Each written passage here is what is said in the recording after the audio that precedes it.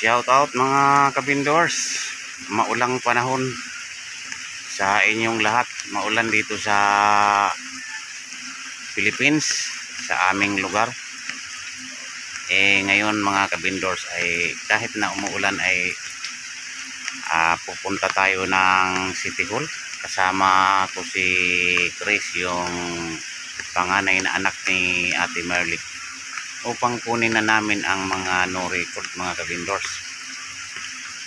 Kasi ngayon ang pagkakataon na araw na makapunta kami doon sa City Hall. Kasama ko si Bunso mga kabindors, para hindi may ilang si Chris na kasama ako doon sa pagkuha ng mga no record. Mag shoutout ka Bunso. Shoutout mga viewers. Ayan. Yan, samahan nyo kami doon sa aming pupuntahan mga kabindors.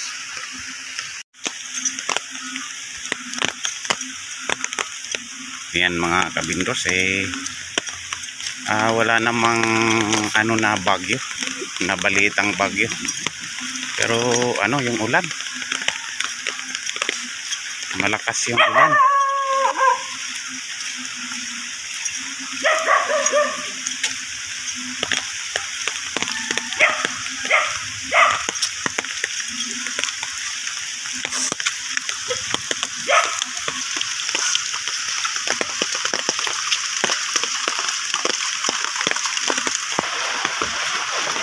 Sige, ka na lang, takbo doon.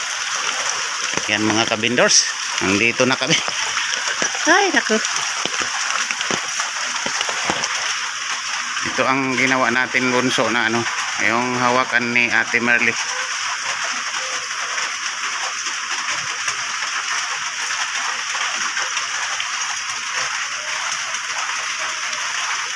Ciao po.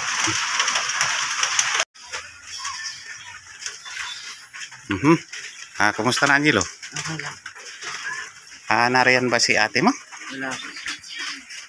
Hindi siya natutulog dito. Saan siya natutulog? Saan pa? Kaibigan ako. Sa kaibigan. Yan nga ang hinihintay. Pinuntahan namin dito kasi ngayon ang usapan namin na pupunta kami ng City Hall. Darating yan mamaya siguro, kasi usapan namin na ngayon ang lakad namin para makuha na yung mga mga no record. Asan si Ate Merly? Nandyan sa loob. Pasukin natin.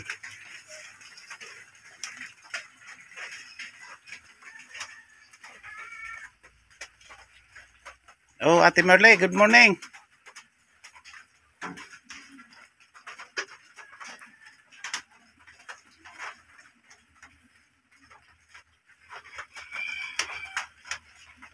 Good morning.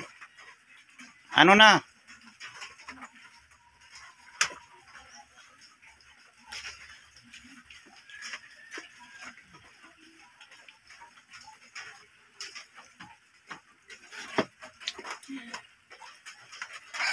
Mahirap makabangon. Ganon talaga. Kasi mga tuhod mo mga na naglalak na. Timerly.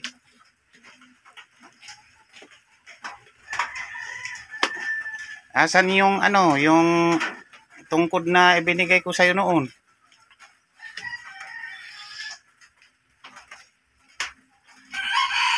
Hindi mo na yata ginagamit.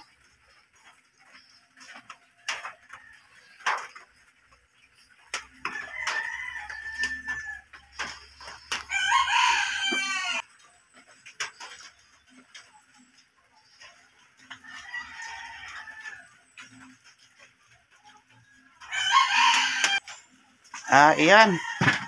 Lagi mo siyang gagamitin kasi yan makakatulong din sa iyo yan.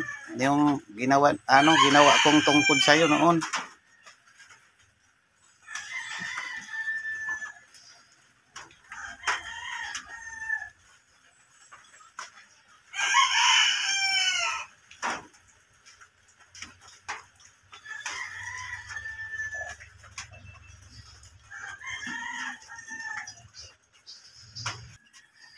Ano, Ate Marley?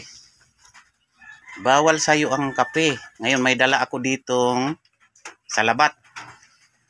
Pwede ba yun? Ayan. May salabat ako ditong dala. Ito. Ito ang salabat nating dala, oh. Ayan, salabat yan. Ate Marley.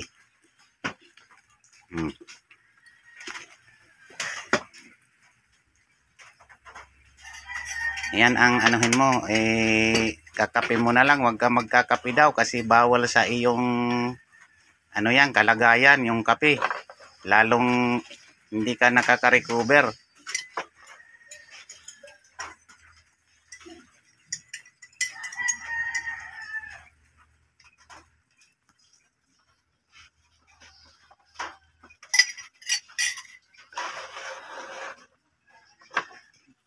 Yan, Angelo, ano mo, buksan mo yan. Maraming laman yan. Nakabalot-balot din ang laman yan sa loob. Naka ano yan, parang kuan.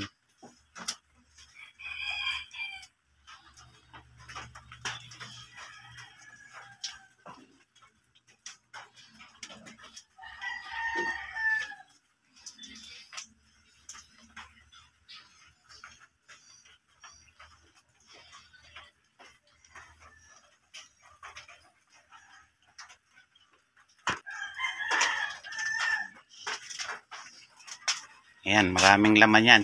Ano yan eh. Naka bukod-bukod. Bawat isang steak, isang timplahan mo. Yung ganyan oh.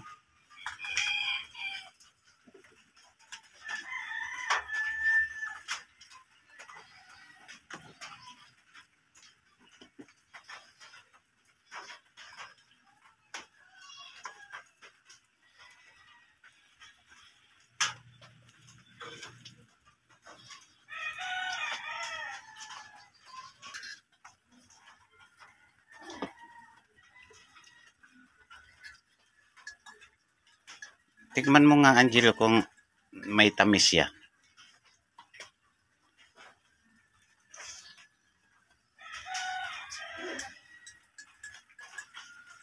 Matabang?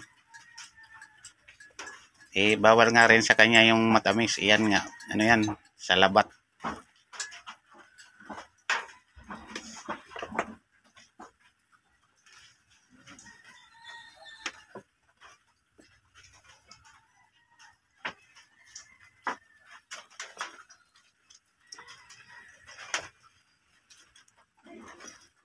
At ano, Angelo? Bili ka na rin ng tinapay, ano?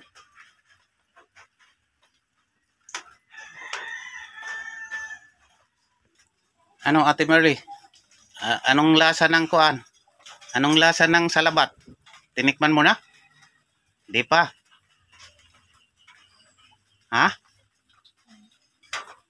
Di mo pa tinitikman. Mamaya nandun may nagpabili tayo ng konting tinapay para ano? Meron kang ipadis diyan.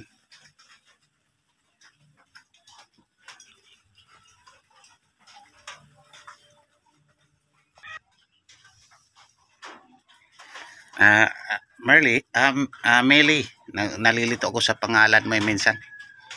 Kumusta? Kumusta yung inyong ano dito? Kumusta yung trabaho mo? Wala na pong trabaho. Kumusta yung una? Na po. Yung una mong, ano ba ang una mong trabaho? Tubigan po. Tubigan. Bakit na hindi ka na ano doon, nakapagtrabaho? Ano po, pinalitan na po ako ng ng ibang tropa po. Ang kaibigan po. Mas para kung may makasama mag-deliver yung ibang nagtatrabaho. Bakit ikaw? Bakit hindi ikaw ang nagde-deliver doon? Saan ka nagpunta? Pumasok po ako nakarang buwan po sa Ever. Nagagawa po ng gate. Ganun. Ng aluminum po. Nag-ano ka, nag-handle ng kuan, mga gate. Ano sabi mo? Gate? Opo, gate. So ngayon, bakit? Wala ka ba ngayon? Wala kang pasok? Tapos na po yung gawa namin. Tapos na, ano yun? Por kontrata lang. Opo. O ano? Mhm. Paano ngayon? Ano na? Ano na ang pinagkukunan mo ng pang-suporta mo dito sa mga kapatid mo, nanay mo? Saan ka na kumukuha ngayon? Naghahanap na po. Nagtatanong kung pwede bumalik sa tubigan. Ah, kasi sa araw-araw na buhay, siyempre kumakain kayo. Saan naman kayo kukuha ngayon? Kasi ngayon natigil ka sa trabaho. Kaya sabi mo, natapos na yung contract doon sa pinuntahan mo, pinasukan mo sa Ever.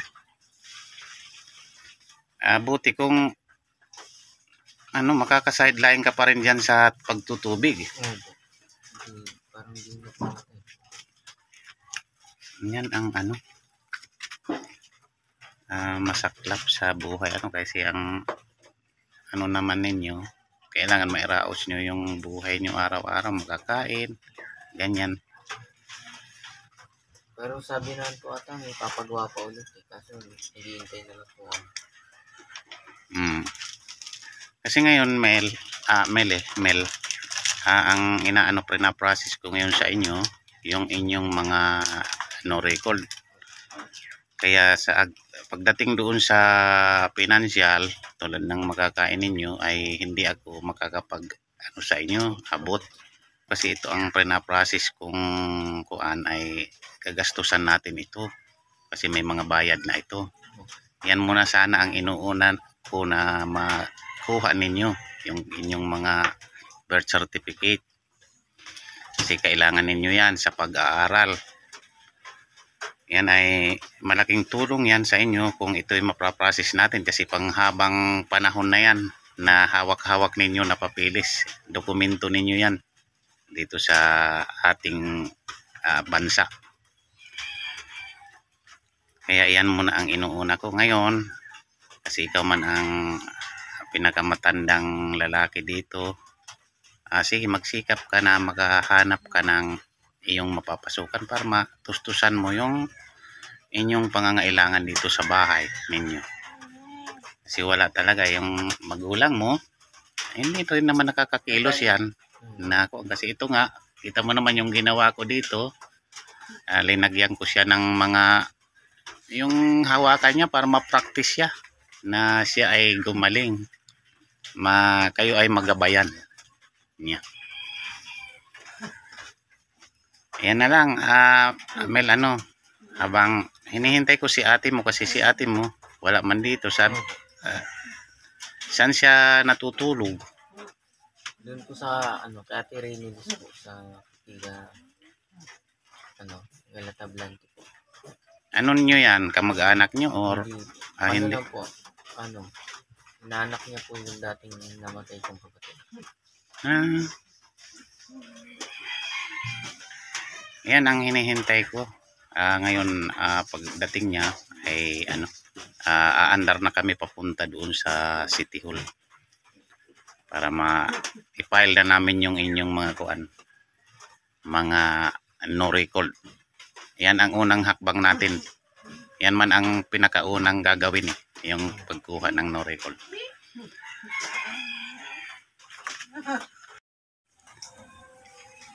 Ayan mga kabindors, ay dumating na si Chris. Galing doon sa, ano ba yun na? Po, sa kakaibigan ko po kasi nilalagyan ko siya, pinatayin ko po yung baby. Kaya pala hindi ka dito natulog. Ayan mga kabindors, ay tuloy na ang aming lakad ngayon para makuha ang kanilang mga no record muna. Ayan ang unang kukunin Tapos pagkatapos ng no record, yan birth certificate na. Ang gagawin mo ngayon, maggawa ka ng letter, tapos papipirmahan mo kay mama mo, tapos yung ID na ipinako ko sa'yo, dalhin mo rin, diba? Yan, sige. Okay, maggawa ka muna ng yung letter na authorize sa'yo na ikaw ang pwede pumirma doon sa kasi siya hindi naman pwede na lumakad yan, mahirap na nga sige, okay. Paano yung yung bunsong kapatid mo, Chris? Ano ang doon? Kasi ang gusto ko sana mailakip na siya sa pagkuha ng no record. Ano ang balita mo doon? Kukunan ba nila o or ano? Sa Ako po natatanong sila ate. Pero ano po, baka kunan na po nila. Baka lang. Kasi nandun naman na po si ano. ano ang plano natin? Gusto mo ba na pati na lang yun kunan natin ng no record o ano na lang? Ano ba ang talagang kuan doon? Sure. Ano ba ang Chat mo. Kuya.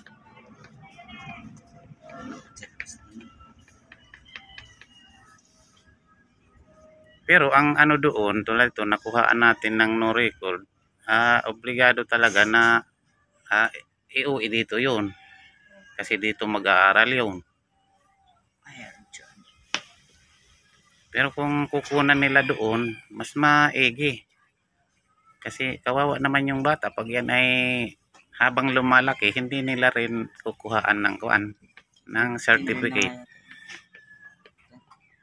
Si Marky.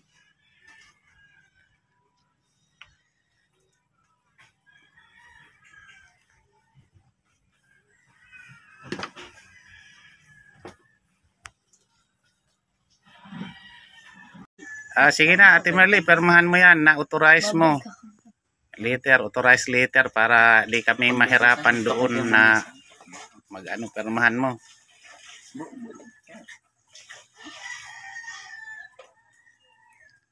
Tapos sa susunod, Ate Marley, ayan, gagamit ka ng ballpen kasi di ka makasagot sa akin. Kung ano ang tanong ko sa iyo, isusulat mo para mababasa ko. Ano? Diba? Sa susunod na yon.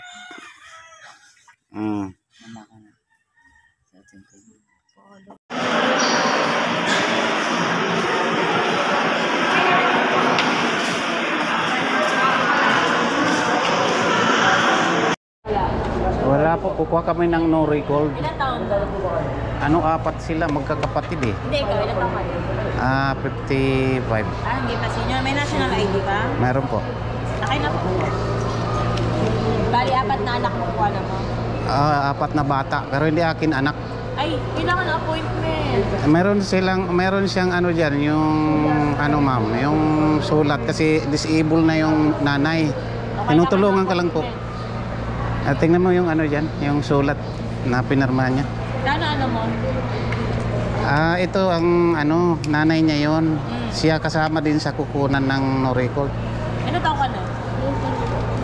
18. Ay, dapat ikaw naka-appointment. Pa-appointment ka, pwede ka na magpa-appointment kasi 18 ka na. Tapos ikaw ang i-authorize ng mama mo.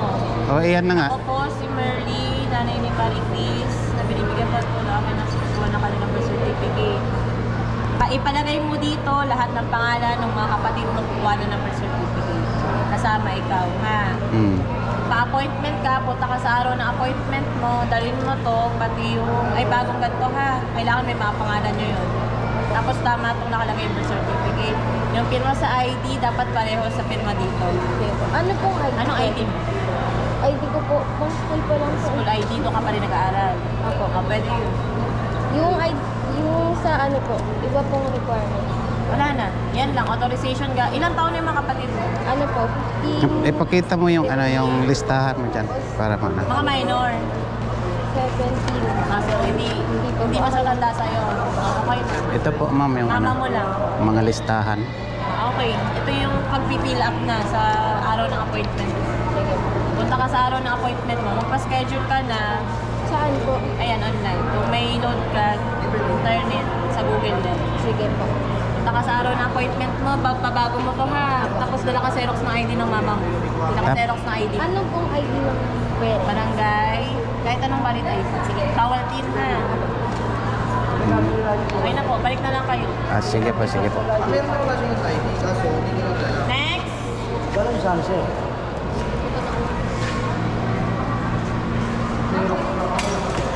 Di ano mo na lang sa ano yan para ma-appointment.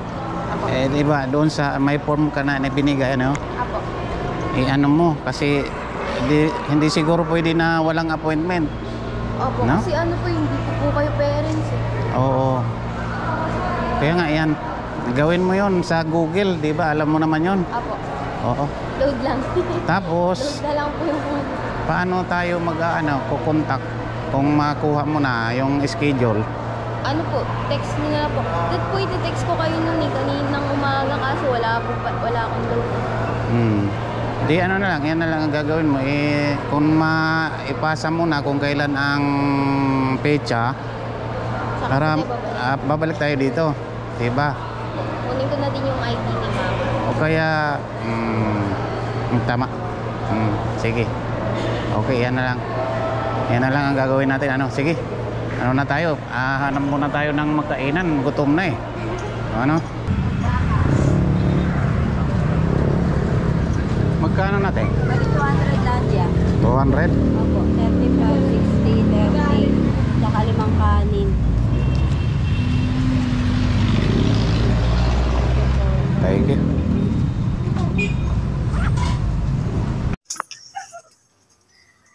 Yan guys, kararating namin galing kami sa PSA.